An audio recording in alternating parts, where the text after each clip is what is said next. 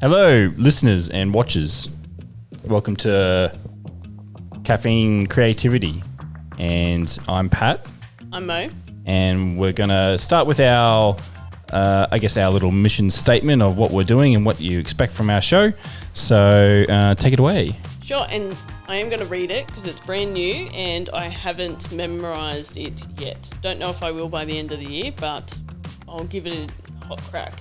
So, welcome to Caffeine and Creativity, where we, from Greer Films, Pat and Mo, we're going to brew up some raw conversations about life behind the camera, storytelling and navigating the ups and downs of running a creative business, with a blend of caffeine-fueled banter, because you know that's very much us, behind-the-scene insights and plenty of laughs. We're here to connect, inspire and keep it real. Whether you're a business owner, creative soul, or just here for the stories, grab a coffee and join us for an unfiltered fun. There you go. Yeah, it was a bit fun. It's good. It's well written. I enjoyed coming up with that. Cool. So where should we start? Well, why don't we start with, we sort of started this with Let's Start many, many moons ago. And we sort of tried again last year with directors' catch-ups. And I think what sort of happened was that I'm just going to get rid of this. With the directors' catch-ups, I think we got too focused on, like, outcomes or, you know, it being a very polished kind of production. So what I think we want to do with this one is, one, we're going to commit to doing it once a month. And then, of course, I'm getting a phone call at this time. I'll call them back. And it was just Mum. So, you know, at least it's not a customer. Thanks, Mum. Thanks, Mum. So I think what happened was we tried to get it very polished last year. And that became really difficult when it came to tough times or time-poor times. And so this one, I think if we can just keep it raw and just have a bit of fun, that's a lot better. So... Yep. Going back to the fun of it when we did it with Alice. Yes, there's some pretty fun moments in those. In one of those photos because, like, you look at Alice, she's so little now. Well, not now. She was little, and we were trying to have conversations with her. Yeah. But I think what also made it hard was that we would try and talk about a production and we'd drop it in, and it's like, sometimes that's just not where we are. Yep. You know what I mean? Like, I guess that's my that's how you do it. That's my entertainment side of things, of wanting to always show references and things. I suppose I personally prefer when someone's referencing something that then I can see the reference. So that's why I went that route. I think, you know, if you've got all the time in the world, then do that. Yeah. But sometimes it's if that, knowing that workload is going to hinder you from doing the job in the first place, maybe, it's a decision to see if not it comes up. Do that. Well, I think if it comes up in the conversation, that's then good. Like, we then can chuck it in. I'm not saying we don't do it at all, but it would be crazy to watch those again now, to see Alice and how much she interrupted and chatted she was playing with poor lighting in that horrible space of ours. It was like so office. Dark, and it was good. Yeah. But we did well for where we were, and like that was kind of the whole theme behind Let's Start was don't wait for the big fancy studio, which luckily now we have. Yep. But even now, like we've had this studio 3 years, which I can't believe we were painting these walls. I know this one's concrete, but. The one wall I didn't have to paint. The one wall that you can't see in this room. But the roof and the walls in here are blue, which was really, you know, fun getting that colour correct and even. But and with like no light, using like studio lights to light. Because we had the ceiling. The ceiling was horrible to paint. It was definitely. But I think I did an alright job. Yeah. For a DIY, I think it's great. But I think it's funny that even now we still sit here and go, oh, well, we want to still invest back into this room and lift it. Yeah. But I don't think that ever goes away. No, and it'd be interesting to know of studios that sort of, you know, they get it and it's done and they're set and maybe minor tweaks, but they're not really making any other drastic changes. Like, I'd love to visit some other studios. Like Gold Coast Studio, for example, would be one that I still want to go and, just walk in and just look and be like, wow, okay, like this is, like that's how they've approached that and things like that. Well, so we are going up. So do you want to reach out to them for the trip that we're going? Yeah. And we'll share like whatever we come across if we got into there in here. Like this is the whole point of this, is the behind the scenes. So for those who obviously know, Pat and I are married, but for those who don't know, we're married and we've got 3 little kids, and we've always juggled our personal lives around our business, or vice versa, which I was explaining. So yesterday, with the thanks of your help, I recorded my very first In the Making with MSG Coaching, and I did actually touch on the fact that this year I'm really focusing on trying to put myself first instead of the business, which feels weird. How's that going for you so far? Well, I slept last night instead of worked, so I think that's, Less dreams about work, hopefully. Well, hopefully a lot less dreams about work. I am renowned for that, which is both good and bad, I guess. But, yeah, it was just an interesting thing that, like, I was even halfway through the podcast and I went back to the business being a priority. And it's like, oh, my God, like, you just go down the rabbit hole. It's so easy to do that. Yeah. So, well, I can't wait to look at, let's start and reflect on that, because that's pretty crazy. Yeah. And like I do remember the colours were quite flat, so hence. No, I think I tried to push too much colour into the shots. Yeah. So I'm going to move this light. All I can see is just too much purple on your face. Too much purple. That's the whole point of this. Is raw. We're in the behind the scenes. Changing the light. Tweaking as we go. Yeah. But I'm really excited. Like we when we started the studio 3 years ago, we envisioned these chairs being used. Yep. So that was always Pat's chair, and this was always going to be my chair. Yeah. So I'm very excited that we're now using them. So yeah. Well, even just this podcasting machine and these microphones, like they haven't been used a lot, really, in the full grand scheme of looking at about how much they've been used, which is a bit of a shame. Well, we're going kids have had plenty of fun coming in here and going and screaming and carrying on and pressing the program buttons. It's got our old radio ad on it on there, that red button. You press it and it kicks off with Dave playing the backing track for us on that. That's pretty cool. Yeah. Well, we should definitely share one of those photos, but that's pretty cool. So, like we're in January, at the end of January, which crazy. Anyone who has how did that happen? I know. Well, I think anyone with young kids, we are still in the trenches of school holidays. Trenches. And I do mean trenches because Pat knows I'm very big on routine, or at least some kind of guided use of time. And I really want to do that. But then I find because we don't have school holidays and it's so hot still. Like You don't have school, you mean? Oh, I don't have school. Yes. I find it really hard to get the kids in a routine. Like the kids watched Transformers this morning before we came to work. So, which would never happen on a school day. Yeah. So they're lapping up the no routine at home. Yeah. But it's definitely... it's going to be hard knocks when school goes back. On the 6th of February, which countdown, that's not very far away. But I think also it's that whole challenge of like... goal setting and everything. Like you go, I want to do this year. And Elle Sproul is someone that we connected with. She's now a good friend of ours, thanks to the connection of Women with Altitude. But her whole thing on start slow. I know that I don't do in the that morning, really, starting slow, or just start slow in general. Her thing is start slow in the morning. Every morning, correct, which I can't do.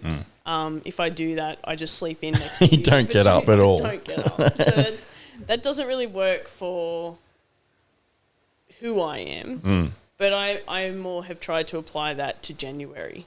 So starting the month slow. Yeah. Instead of being like, we're doing this and we've got all these big goals and we're doing this, this and this, and like putting a heap of pressure on ourselves or myself. Yeah. Because I'm really good at that.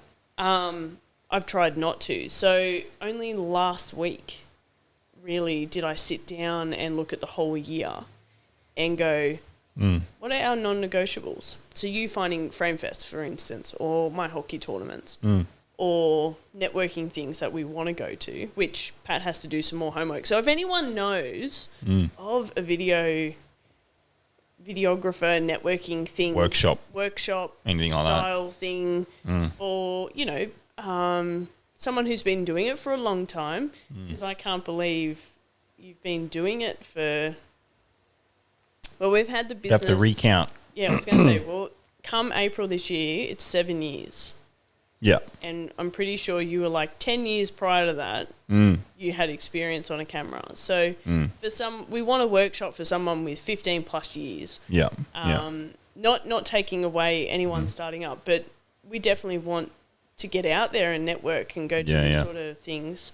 I actually saw the sponsored ad for the first time for FrameFest. Yeah. And I went, oh, I'm going to be so jealous. Yeah. But you'll have fun. Well, it's like a 2-day summit. 2-day. Is what it's labelled as. Yeah. So it would be so good to go to. And Fuji is now also part of it. I saw yesterday there was an email. So Canon and Fuji. Yeah.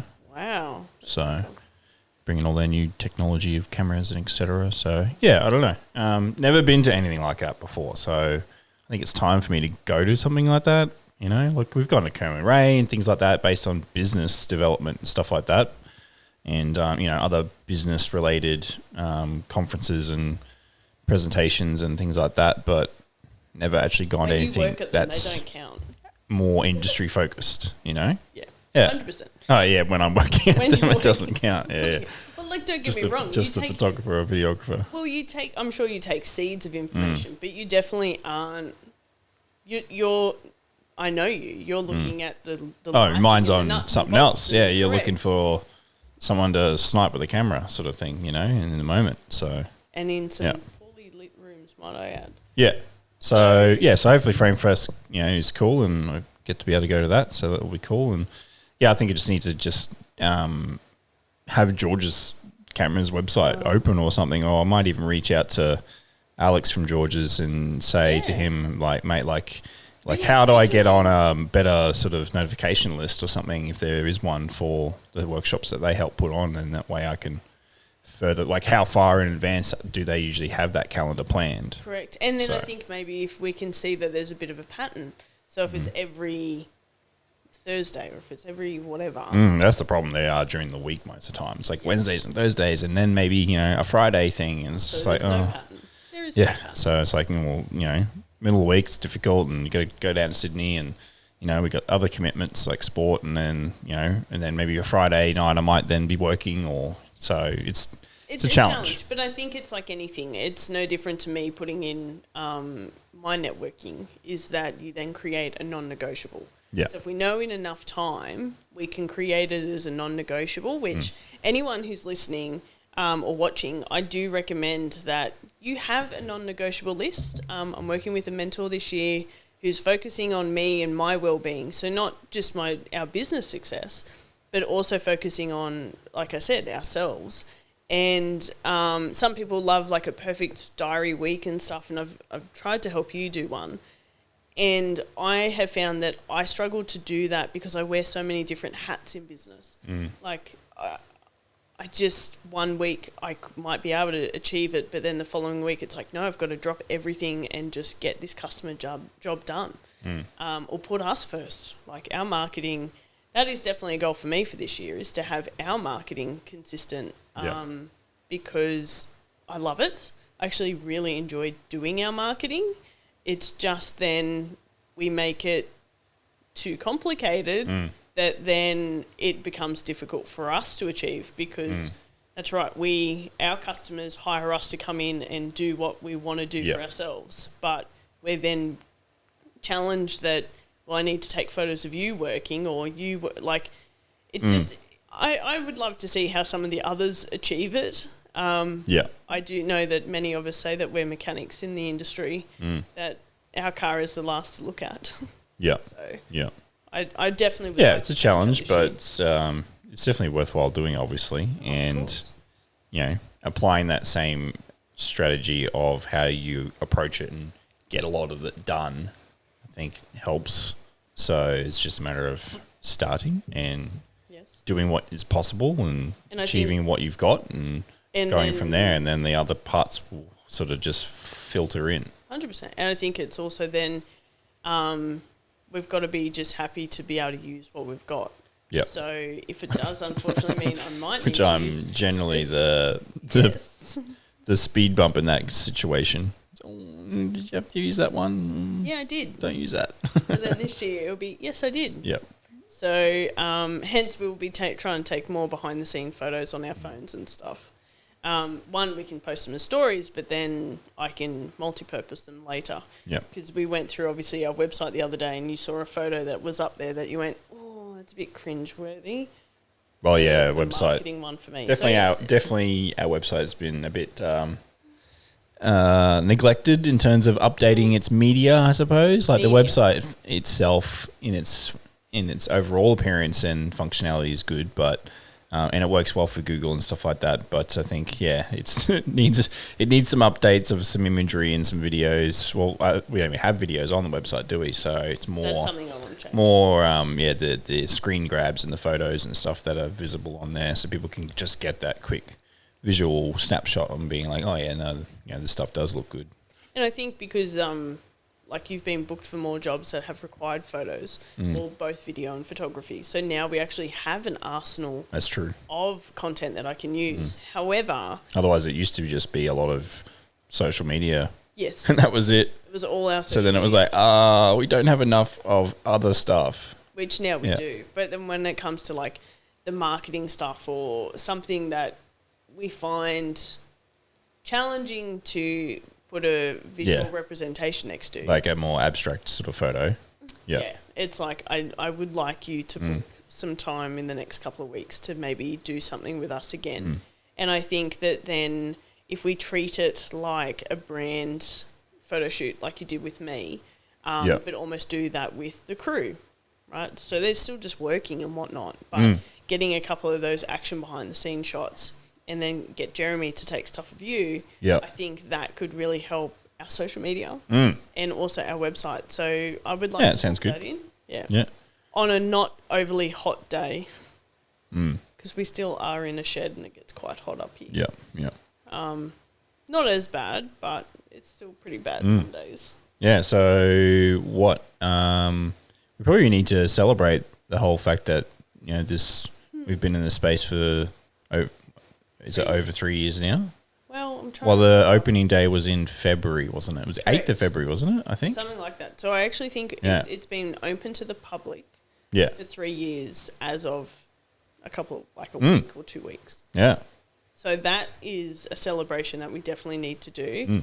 Don't know what that looks like. Well, we could always, we could do some photos, but at the same time, we could do.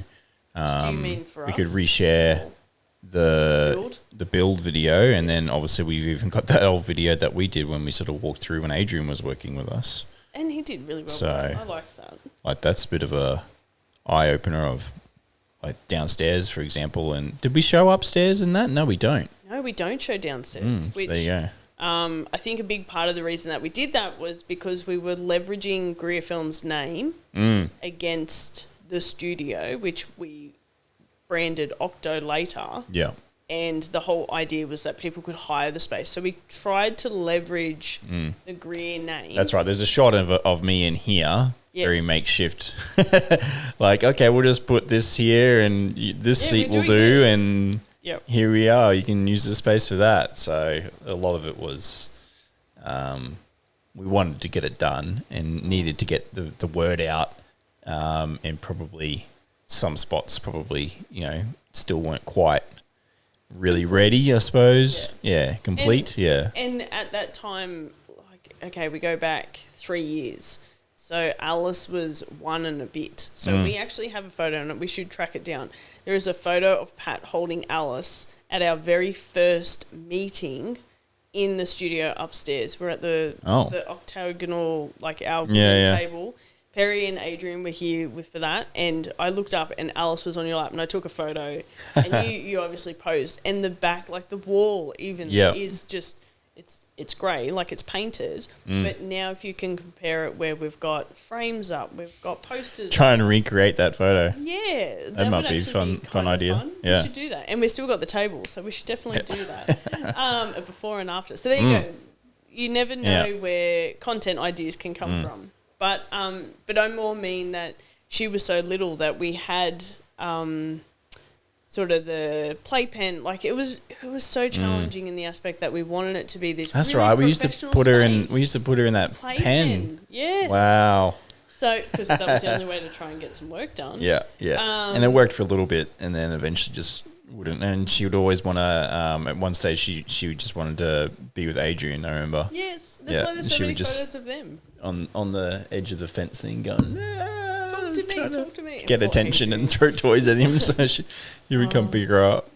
He did so well to put up with that. Like we are very family based at our work, but it was funny. Like toys everywhere and crashing a toy as it went across the floor. Trying to have a conversation and interruptions all the time. But I more mean that like we tried to have this really professional space that people could hire, but then we also made it kid friendly. Like we know so many people that are in business that have kids or are trying to start a business and they got a young child or young children.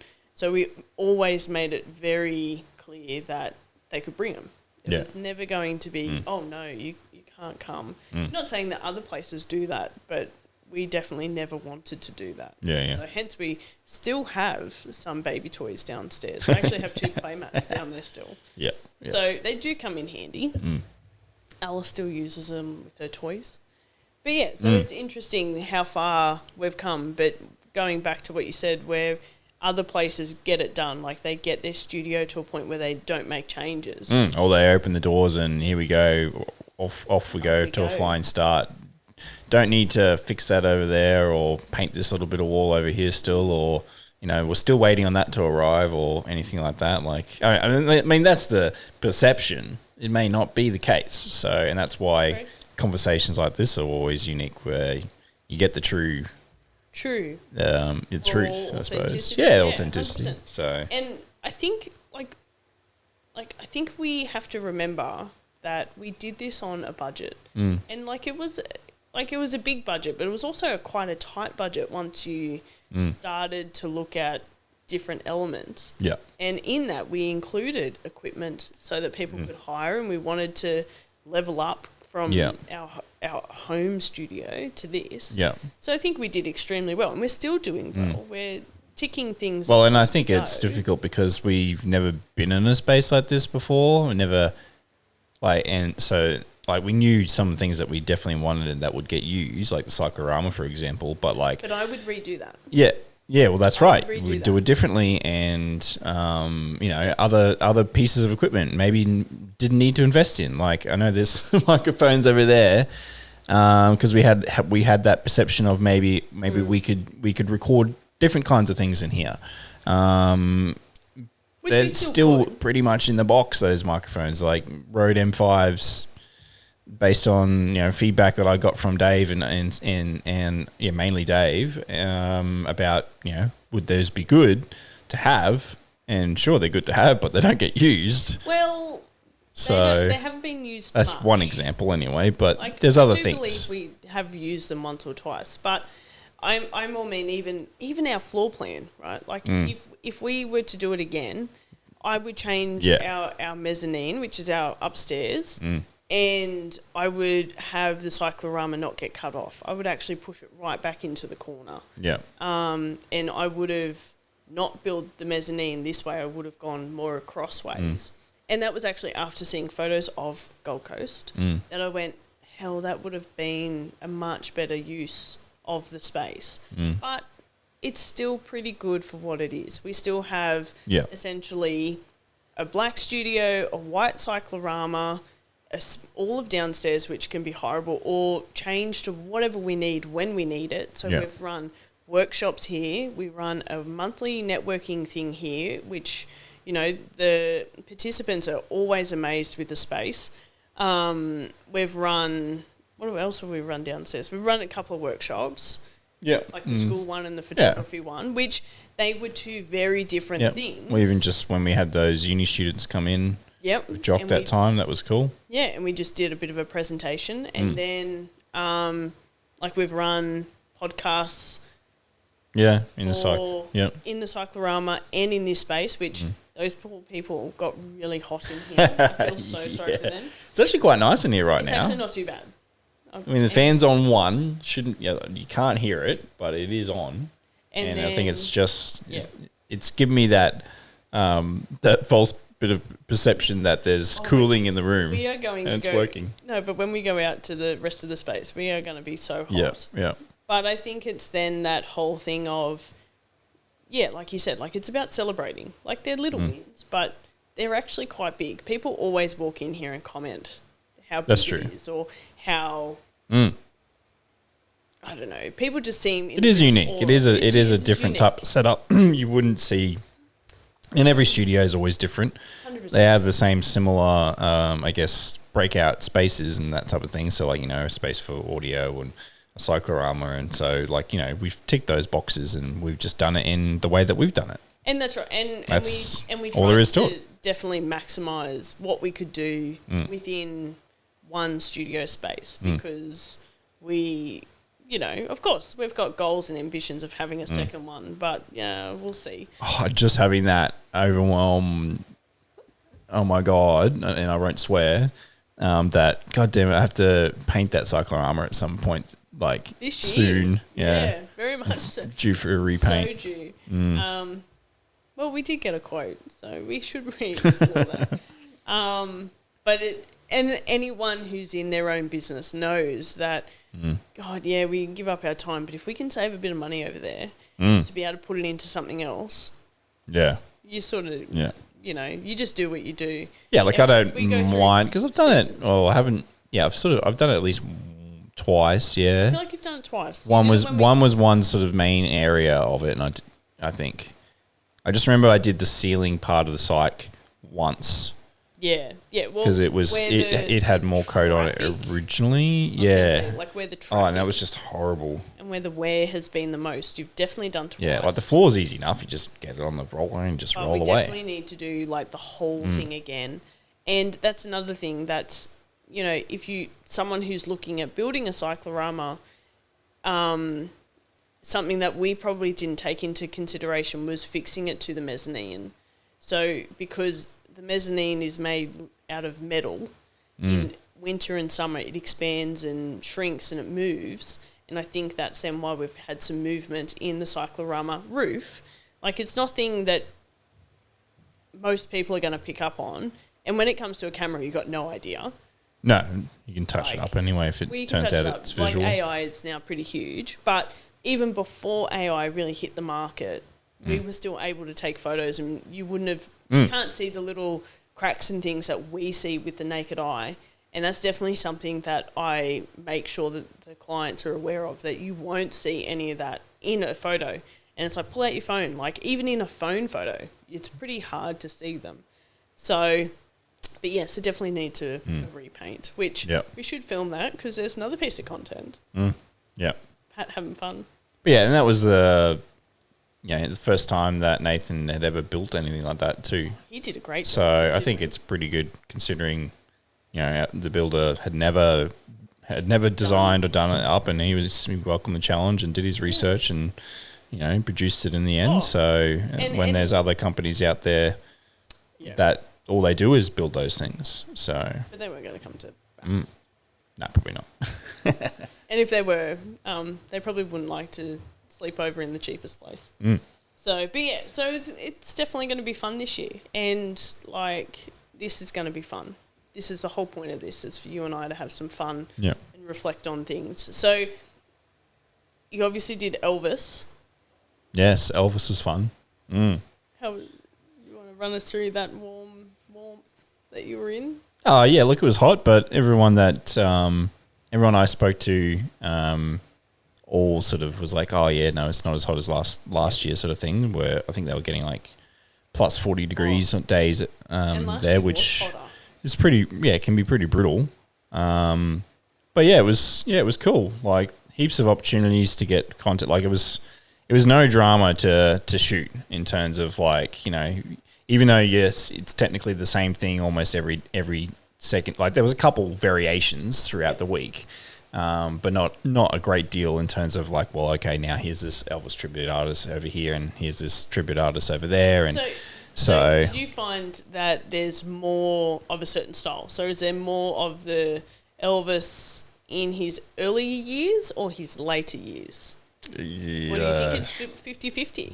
I think it's just the best of the best, I suppose. Like, you know, there was I understand that, but I don't know. I mean, like on a dressing The dress, yeah, like they all wear. Most of them wear the older style. What do you call it? The jumpsuit.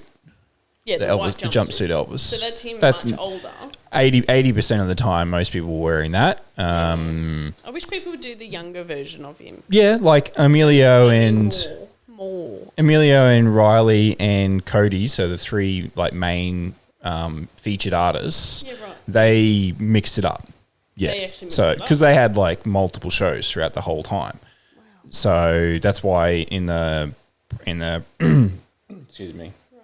In the promo, I tried to be mindful of being like, okay, I have so many shots of these guys because I shot them so many times. Yep. So then I was like, okay, well, like, what are the best shots to sort of like, what are they doing in the shot, and how's the camera moving, and what type of shot is it, whether it's super tight or whether it was wide of the stage? Because also, you know, there was some really good opportunities, especially on the second and the last night, where they really got the crowd actually buzzing and up and moving and clapping and.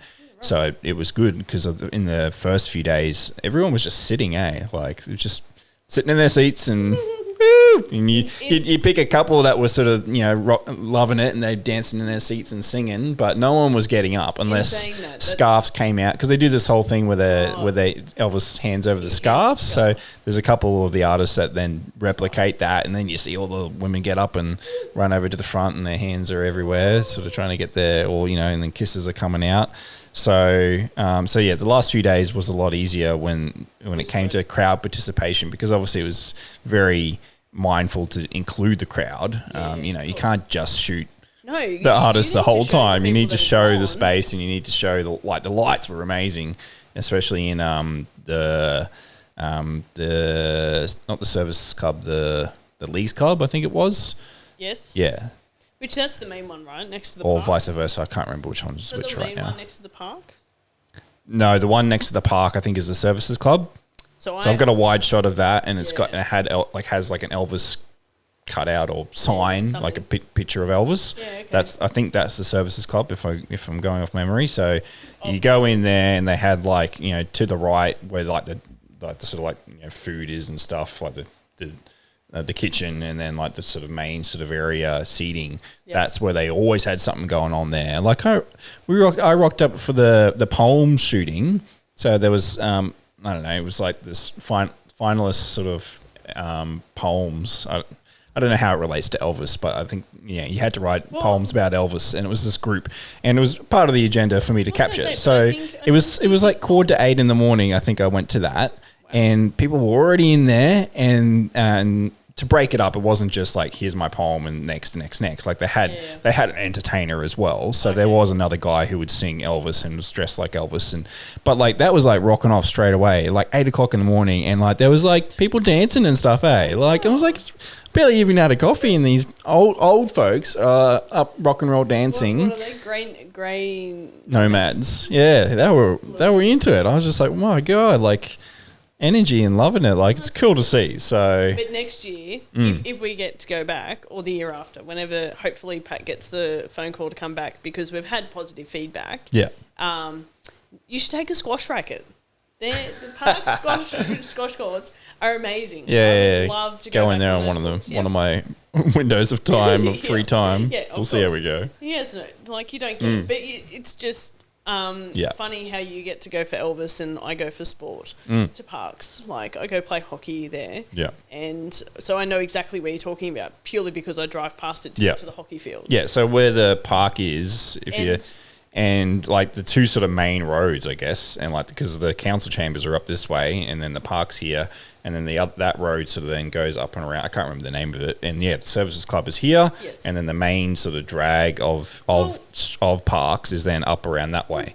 And that's it was like 2 blocks is then that's where the other club is. Sorry, I'm just having these flashbacks of going to the park there. Yeah, with Cook Park, I think it is. John, maybe, and you were filming. We went for another job there like years ago. John was a baby. Yeah, was that in a Motor Inn? Motor Inn or something. Yeah, Steve Simmons was there. I'm pretty sure for that. Yeah, so it wasn't. That was a uni thing. I think it was a CSU thing. Yeah, I was going to say it was some kind of seminar workshop Business thing. style thing. Yeah. So there you go. Yeah, was it filming? I don't even know what that content was, but I remember doing the job. You were there. I can't remember any of the outcome of that job, I swear that you filmed because you got a couple of people talking about it. Yeah, but a lot of photos. I think you did more photos than anything. Might have been like a long form shot, so just a static shot on tripod, film it in full. But I remember we drove down. We didn't stay overnight, so we drove down. Yeah, and then I had John, who was. Maybe, let's say 8 months old. Yeah. Or maybe even a year. I can't remember. But I was like, yeah, we'll just go explore parks. Yeah, but wasn't it raining? Didn't it start raining? Yeah, so then that just went to put a whole spanner in that like, works? And then he went to sleep. Like I went for a bit of a drive and he fell asleep in our Corolla. Yeah. So, not a lot of room. And I ended up just, sitting in the car waiting. Are you done yet? Yeah. And, before, I had Audible or anything. So it was like, oh my God. Yeah. But to answer your question, yes, there was other costumes of Elvis. Variations. Yeah, so the 3 guys, like on one of them, I can remember that he was wearing just like a suit sort of thing, or like black, like all black with like a jacket and stuff like that, and like a red tie. I think that must be an Elvis look. Well, that's when he was transitioning. Like I don't know a lot about Elvis. But I'm just thinking of that Elvis movie. I'm pretty sure there's a costume that looks like that. Yeah. So, but that was when he sort of transitioned from like the good boy in the suit, and he like started to do the hip thing. Yeah. And then the black outfit is where, based on the movie, is where he essentially was told that he was not allowed to dance the way that he danced. Otherwise, he was like going to jail or something bizarre, or being shipped off to war or something like that. I must admit, I fell asleep in the movie, but I have to rewatch it now. Now after I want to rewatch experiencing the Elvis Festival. And like I think they still they have writers, creative writing and stuff. But to most of it, I'm sure it's not too bad. Well, in terms of like the costume design and stuff, it's pretty accurate. I think like they don't take creative measures on that generally. Yeah. Because it's all got to be signed off on. Like I know that they unveiled the gates to Graceland was part of the festival, right? And that's like signed off by Elvis Enterprises and stuff. Wow. So okay, so I didn't realize that. Yeah, so I didn't realize that it's just not a country town having fun. Yeah, I think it's the one. It's one of, if I remember again, like you're listening while working. Yes. So not really listening, but at the same time, that's kind of cool. I think it was.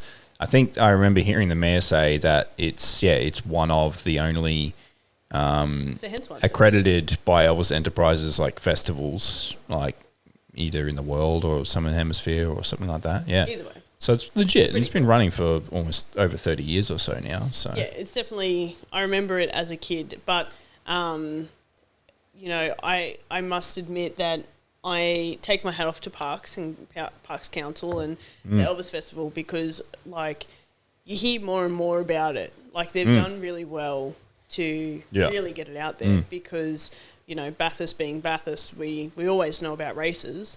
So to actually hear information about other towns when I was a kid, I feel like you never really did back when you did watch TV and watch the news.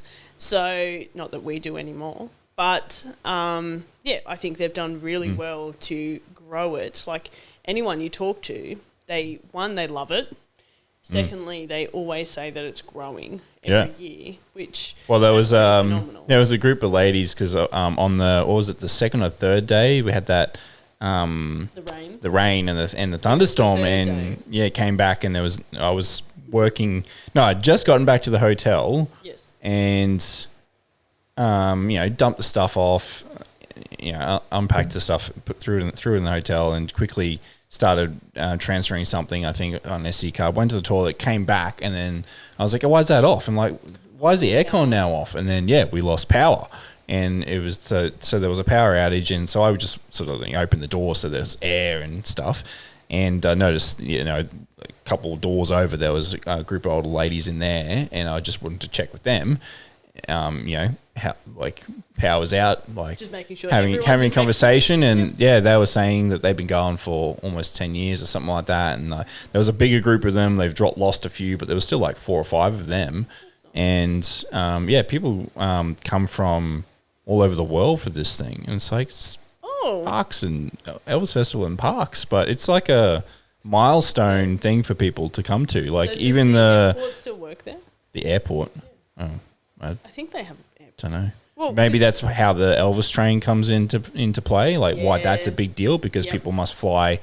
They'll fly into Sydney, for example. I'm assuming that's where the trains come from. And it's the Elvis Express, and it finally arrives on the second day, and they all come out and they're all dressed and ready for the parade the next day and stuff like that. Yeah, it's pretty. You learned something new. Yeah, like I might have included one of the drone shots of the crowd, and you can see all the crowd that's just cumulated, like as everyone's getting off the train, let alone the people on the train. Yeah.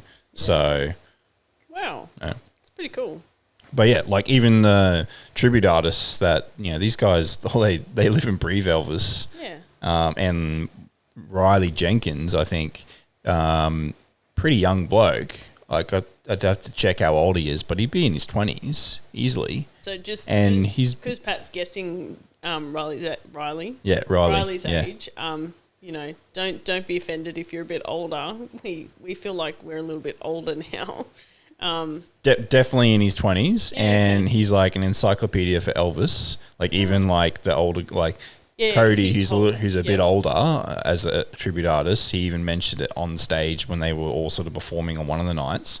Like he just knows every single Elvis song. Even the ones that you were like, really, you know that song? Like he knows it. The silly Elvis songs. He knows them. But like it was it was a milestone for him to be able to come to Parks and play the festival. Like so where was he from?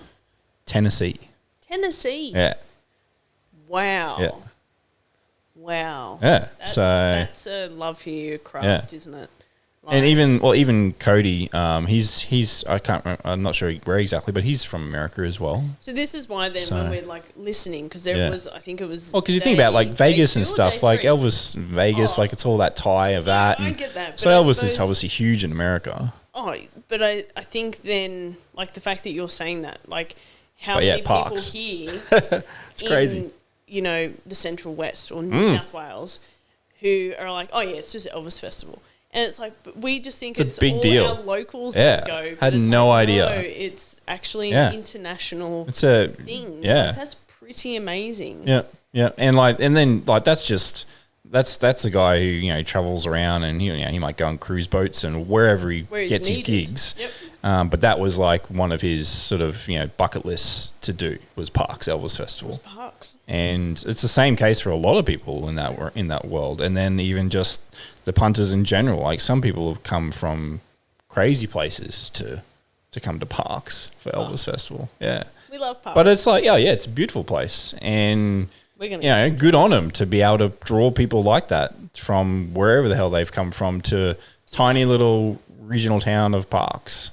So hopefully, they then get in their car and they hire a car or whatever, or get on a hire bike and explore around as well. Because, being able to see all of this area is pretty eye-opening to some people. It's no different to like when we went to New Zealand and like we went to, where did we go? I can never pronounce the towns. Oh yeah, I know, right? It's hard. It's terrible. They're very strong on culture over there compared to Australia. It's beautiful. Like, and I think then because I have so much respect for that, I'm like, I'm just going to butcher trying to say this name. Yeah. Then I just don't even try. I can't remember the town we went to, but it wasn't too far out, and we went with Granddad and I think it was just maybe it might have just been Granddad and Dad, you and I. Or John then. Yeah. Or did we? Are you talking about the trip that we went when it was just us? Oh God, So I we can't went remember. 3 times. But I just remember it's like a straight road, and you get in like it's just a monster like mountainside in front of you, and it's just all green, and it was like a really cool rustic cafe. The cow Yeah, place? the cow. Yeah, they had cows they're now everywhere. known for their dairy farming. Yeah, Yes, cow I remember statues. that. It was just us. I was pregnant with John. Yeah, there And you we go. went over there to tell them because I remember I had the best like iced chocolate or something ever in the world. It was so good. you were like- but then we went back a few days, like a week later or something, and I was just like, no. oh, it's not as good today. Damn it. Either service dropped or put it on a really high pedestal. Yeah. The rookie made it. Yeah. Yeah. So yeah, it's it's great that, and that's the thing, when you do get to travel, you get to explore things through new eyes. But I suppose anyone who would take that drive, they would see that every day and just sort of It's just you become desensitized to it. And I'm actually trying to be more mindful of that nowadays. Like I'm always trying to take in the views around just driving back from the studio. Like at a certain time of the day, coming down, is it Midas? No, not Midas Street. Well, coming down past the hospital, down that hill. Isn't that Mida? I think that's Mitre. Yeah. And we are meant to be local. Anyway, But yes. relevant. But coming down the big hill, coming down, and that you can view. see all out there. It's pretty amazing. Yeah, it's awesome with like cool. Kelso. Like I'm a sucker for cool clouds that look awesome. Yeah. So yeah. And what about that? If I rainbow could just that we shoot saw? clouds for a living, I would do that. Just that. just that. Just instead of chasing storms, I'd chase clouds. Chase clouds. Yeah, and the sun hitting them, and all No, they kinds do of stuff. do pretty amazing things. Like it reminds me of the and I wish I had taken a photo. So we camped at my parents' place for Christmas. Literally camped. I like how you're commentating that as if you're not talking to me. Well, it's more that I suppose I'm painting the picture for those who weren't there. Yeah. But so we were camping at mum and dad's, and we camped in a tent with our children. But the night that I woke you up, so I woke up about 2:00, and I was like, I could kind of hear something. The wind was really playing havoc on mum and dad's bird cage. So they put weights on that netting. Yeah. And that's what was banging, and it kept waking me up. And the dogs weren't barking as much. So I was a bit like, what the hell's going on? And then, because I sort of poked my head up through that netting, I saw this flash of light. And I went, is that a spotty? Because you're obviously around farms. And then it happened again, and I was like, I'm going to check my phone. And it was a storm. Yeah. And I was like, what time's it going to hit Rockley? It was 5:00, and that's Yeah, when I was this like, is all in the very far distance you can see. Yeah, that I was could see. epic. But when you got up and like 5:00, didn't Lucas need to go to the toilet? It was like 5:00. For some reason, we were up at 5. Yeah, at one point. But like, I don't know if they can see these orange, but like when I looked out, the clouds were like red. Yeah. So we're talking about clouds. It's amazing how they, I don't know, is it they reflect or absorb colour, but it was amazing. I wish I had taken a photo. The science of clouds. The I said that, and now, buddy, there'll be a new Netflix show about it in a week's time. We are so good at that. Yeah. Always putting it out into the universe, which I hope you, by the time we sit back down in a month, you have edited the farm footage. So Pat has a Tiki camera. Tell me / the listeners. Yes. Because I kind of know, but what's the Tiki camera do again? So the Tiki camera is a long form time lapse space camera that can record more or less endlessly. Yeah. You put a SIM card in it, and you can put an SD card in it, but the next time around I'm gonna not do that because it does end up getting full, and then it hinders uploads. So Do you just want to do the upload? I want to just don't worry about the safeguard. It'll just rely on sending it to the cloud. So so you put the SIM card in, and you set up your sequence, and you tell it whether it's a long one or if it's an event one, for example. Yep. So when I used it for the DeLoyne project, when they had the markets, and we were like, okay, we'll get up on that Historic Society rooftop, and we'll set it up there, and it'll just capture Were you on the veranda? all day. But veranda, rooftop. Just in case anyone thinks you're Not on the roof. Courthouse and my mistake. historical society. So that was then an event. So you select event and you set the time, like the time period of how many shots and like the duration and when it takes a photo. So same similar concept of any other sort of time lapse setup, but it's all programmed in, and you tell it what the job is, and yeah, it's cool. And basically, we'll send all those photos to the cloud onto the app, and you can connect to that software from the computer, and you can sort of review it and make modifications where you want. And you can, it has its own sort of AI as well that you can tell it, I only want to see daylight only, that type of stuff. So, which I don't know why you would want to do that, but I suppose maybe if it was a construction of a building, maybe you don't need the night footage. But yeah, so it's got a solar panel on the top, and so ideally used out in nice, powerful sun to keep it running. And it's really cool. So it came from France. I think there's now a newer version of it, but it's still pretty new. It was only been released for maybe the camera has only existed in the last couple of years. Yeah, I was going to say. Pretty new still. It's not that old. But so we had the idea of setting it up at Mum and Dad's farm. Yes, so wanted to have an opportunity to give it a real test drive of out in the wilderness, I guess, out in the elements. It got hit by rain and all that sort of stuff as well. A lot of sun. Yeah, a lot of sun. Battery was never seen to be a problem whenever I checked it, because you can obviously remote into it and sort of get the status of it. Yeah. And I think it was ended up being over 3,000 or so images that it took. Well, it was there for a while. And it was there for a week. At least a week. Yep. So, so I'll pull it up on the software and I'll see it and I'll say create sequence, and you can do it manually or you can use its AI feature and it will understand maybe the best outcome for the video. And most of the time that works. I think when I did do that for, say, the Delone one, that's the one's coming through to mind right now, it wasn't as nice as when I then changed to manual and made my own adjustments. So but that's still just learning the platform as well. And I think that then comes down to your eye. Like we talk about how your ability to storytell is very strong, and that's what I believe makes Greer Films unique, is your ability to do the emotional storytelling. But I also think because what I call talking nuts and bolts, you guys do it, and I go, you're talking nuts and bolts, and it's going over my head. Yeah.